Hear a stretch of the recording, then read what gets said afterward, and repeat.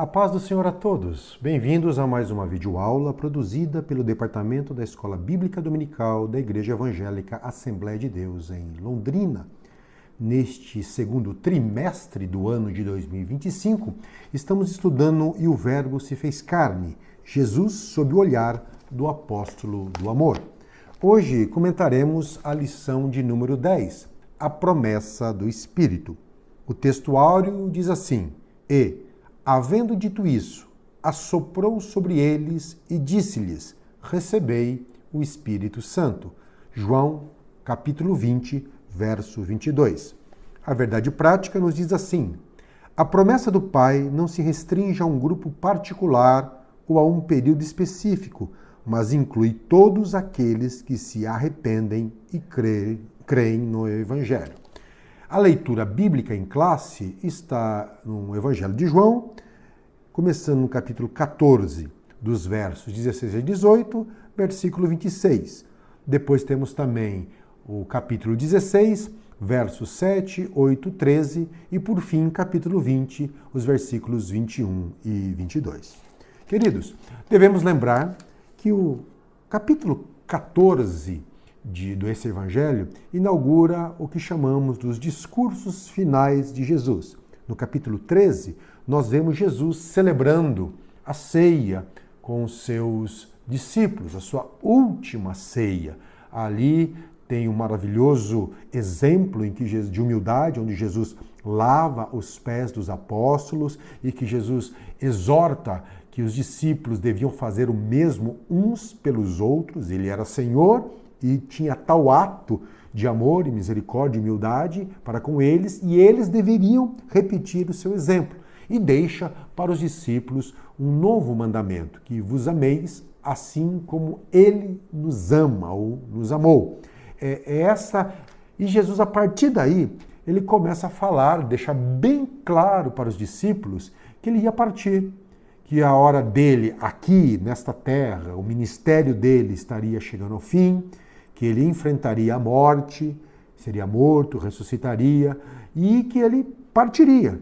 E ali os discípulos ficam tristes, muito entristecidos com essa notícia, com esse discurso de Jesus, de que o tempo em que eles desfrutariam da companhia de Jesus estava chegando ao fim. 3 anos maravilhosos, 3 anos ouvindo Jesus, vendo seus milagres, 3 anos tendo comunhão com Ele, caminhando com Ele, ali repousando onde Ele repousava, trocando o cotidiano da vida com Jesus e aprendendo a cada dia mais. E agora, Jesus dá essa triste notícia de que Ele partiria.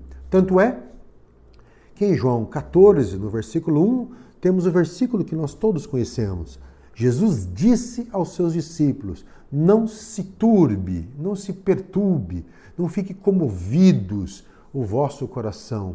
Credes em Deus, credes também em mim. Jesus está falando: olha, é uma realidade em que eu vou me separar de vocês, mas continue confiando, confiem, creia no Pai, creia em Deus, creia também em mim.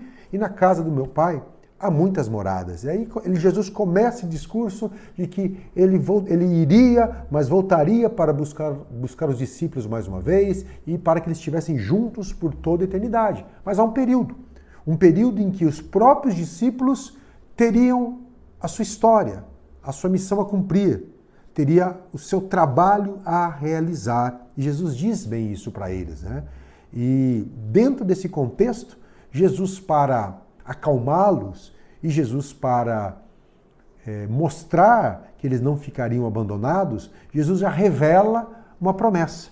Ele diz assim: olha, eu vou, mas eu vou enviar um outro Consolador. Lá no João 14, eu vou rogar ao Pai e ele vos dará outro Consolador. E este Consolador, a palavra aqui no grego é paráclitos, significa alguém que apoia, alguém que ajuda, alguém que encoraja, alguém que intercede. Paráclitos é estar ao lado, é não estar sozinho, é ter alguém que é mais forte do que nós, nos auxiliando, nos ajudando, inclusive nos relembrando das palavras de Jesus, nos exortando, nos consolando, nos confortando, nos edificando, nos capacitando. É esse Paráclito. Jesus fala, eu vou enviá-lo, ele estará em vocês e ajudará vocês nesta missão. Jesus tem consciência que sozinhos os discípulos não teriam condições nenhuma de realizar essa missão, tanto é que algum tempo, algumas horas depois do discurso de Jesus, 14, 15, 16, 17 do Evangelho de João, nós vemos já os discípulos fugindo, Judas traindo, Pedro negando. Então, vejam que sozinhos os discípulos não teriam condições de manter a chama do Evangelho acesa, anunciando a palavra de Deus. Jesus entende, mas fala, olha, não se preocupem, eu vou enviar um outro Consolador, habita convosco e estará em vós, o verso 17 de João 14. Ou seja, este Espírito Santo não só está ao nosso lado nos ajudando, mas está em nós, no nosso coração, abrindo o nosso entendimento, desnudando, iluminando a nossa mente, tirando o véu dos nossos olhos, nos alertando dos perigos do coração, purificando o nosso pensamento, fazendo a gente nos lembrar das coisas que são do alto, nos protegendo para que a nossa mente não seja contaminada com o mundo ou que sejamos enganados pelo mundo. Tudo isso é ação do Espírito Santo na vida do crente, que permite e nos dá condições de seguirmos a pisadas do nosso Mestre e continuarmos levando a sua mensagem do Evangelho. Como dissemos aqui, no versículo 18, ele diz assim, não vos deixarei órfãos. Veja bem, Jesus entende a responsabilidade. Eu vou usar um termo aqui didático, ele cativou o coração daqueles discípulos. Ele se tornou o guia, o mestre daqueles discípulos, um pai no sentido de instrução, no sentido de condução, e agora simplesmente se eles retirassem, eles ficariam órfãos, sem ninguém, sem referência, sem ninguém com quem contar. Jesus fala, não se preocupem, não vou deixar vocês órfãos. Eu assumi a responsabilidade por vocês, eu escolhi vocês, eu chamei vocês, eu estou aqui ensinando vocês, eu vou partir, mas virá um outro Consolador. E ele vai continuar o trabalho. De onde eu parei, ele vai continuar com vocês. E mais do que a presença física, agora é uma presença em cada um de vocês. Onde vocês estiverem, pode ser em Jerusalém, em qualquer lugar do mundo, este Espírito Santo estará com vocês, caminhando, conduzindo, ensinando e ajudando. Veja bem, a lição fala assim, deve ter sido difícil aceitar o fato que o Senhor Jesus Cristo estaria morto. Não foi por acaso que o Senhor Jesus chamava os seus discípulos de filhinhos.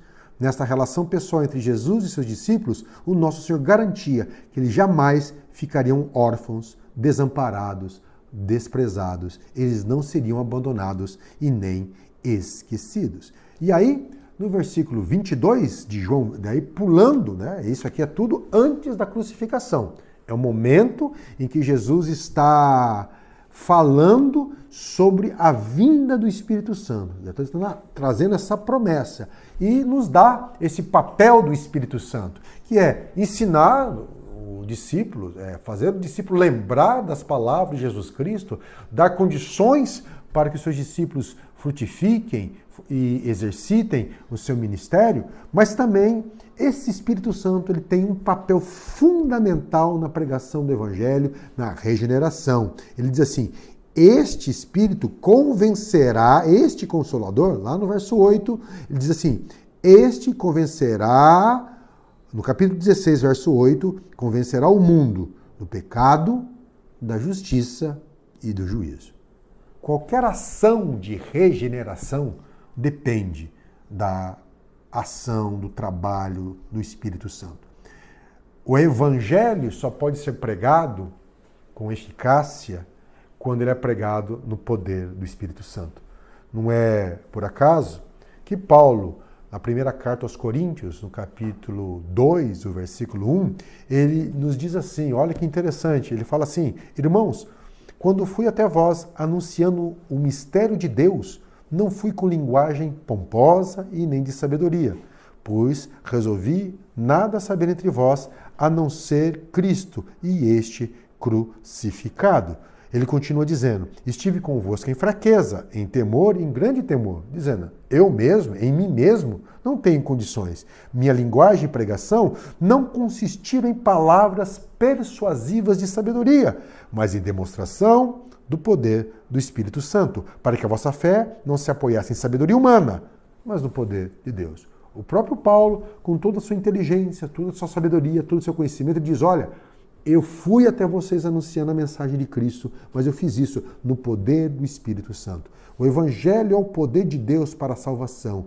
E esse poder se torna visível, demonstrável, através da ação do Espírito, que convence o ouvinte do pecado, que nos convence do pecado. O ouvinte está lá morto em delitos e em pecados, e está ali com a mente cauterizada, está ali escravo do mundo, escravo da iniquidade. É pela ação do Espírito Santo que os seus olhos se abrem, ele pode ouvir a mensagem do Evangelho, pode entender a mensagem do Evangelho e dar um passo de fé em direção a Jesus Cristo e obter ali a salvação, não só do pecado, mas também ele é convencido da justiça, do seu estado de pecaminosidade diante de Deus, que ele precisa, ele é um réu, e do juízo, que sendo réu, o que lhe resta é a condenação. Quando ele é convencido disso, os olhos se abrem, e esse mesmo Espírito revela o amor de Deus em Cristo Jesus, revela a salvação, revela a mensagem da cruz, o sangue de Jesus Cristo, que nos livra de todo pecado e que nos livra de toda condenação. Por isso, este Consolador,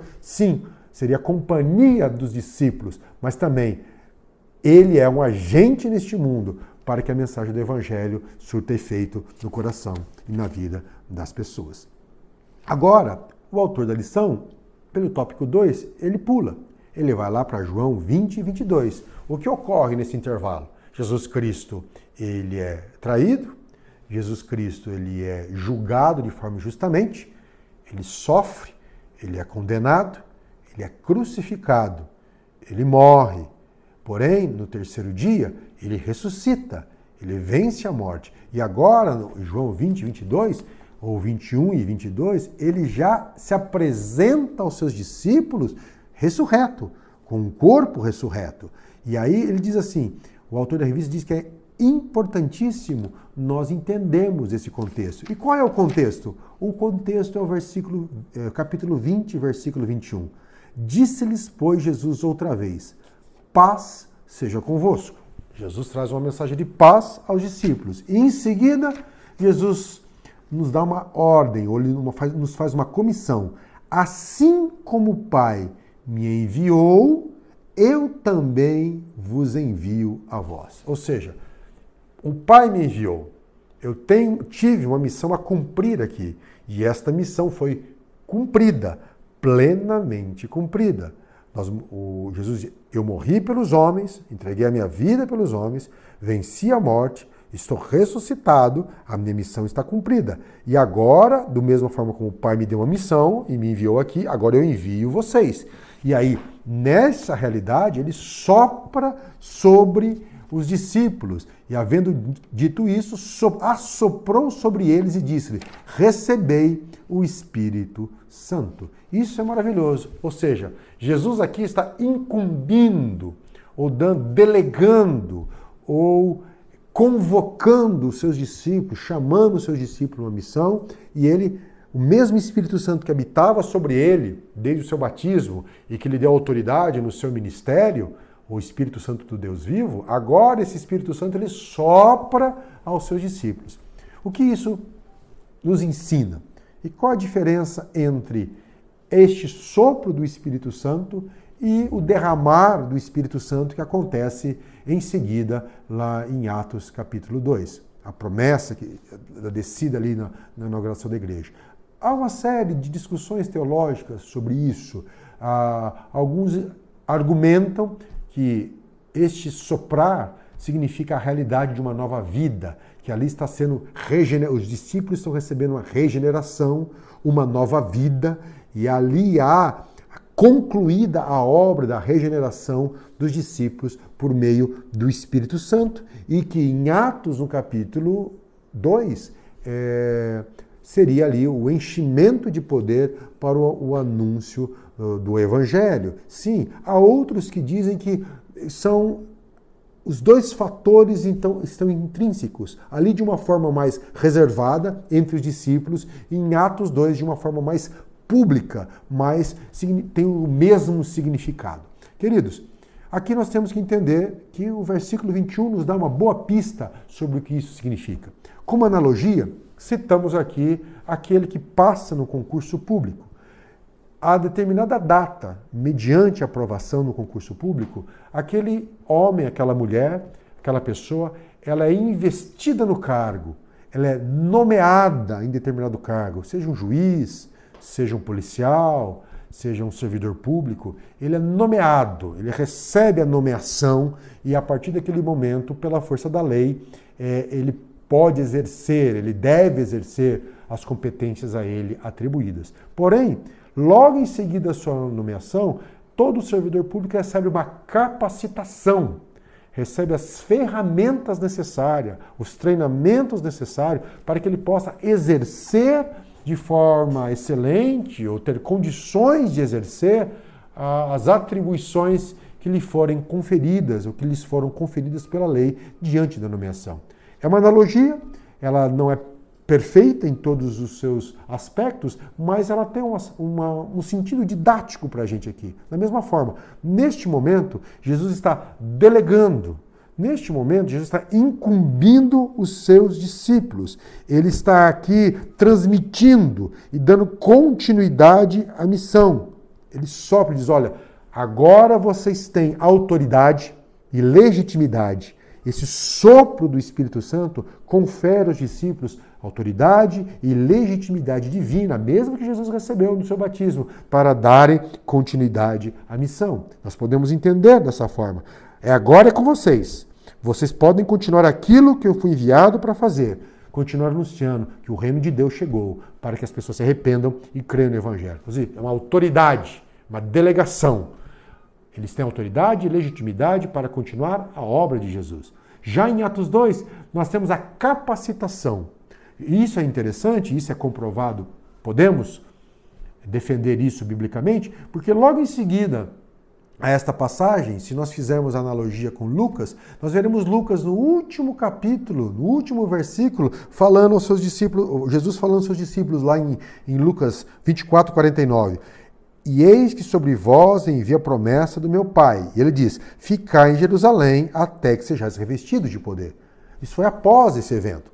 Se nós colocarmos o Evangelho ao lado do outro, veremos que o sopro do Espírito Santo foi logo após a ressurreição e agora Jesus ainda ordena, mesmo tendo soprado o Espírito Santo, Jesus continua a ordem dizendo, olha, por enquanto vocês têm uma missão, mas por enquanto fiquem em Jerusalém, porque vocês necessitam ser capacitados, serem cheios de poder para fazer a missão, para cumprir a missão que eu determinei a vocês. E isso também redunda lá em Atos, no capítulo 1, 8. Recebereis o poder do Espírito Santo que há de vir sobre vós, ou seja, está no plural, e ser-me-eis testemunha, tanto em Jerusalém como em toda a Judéia, Samaria, até os confins da terra.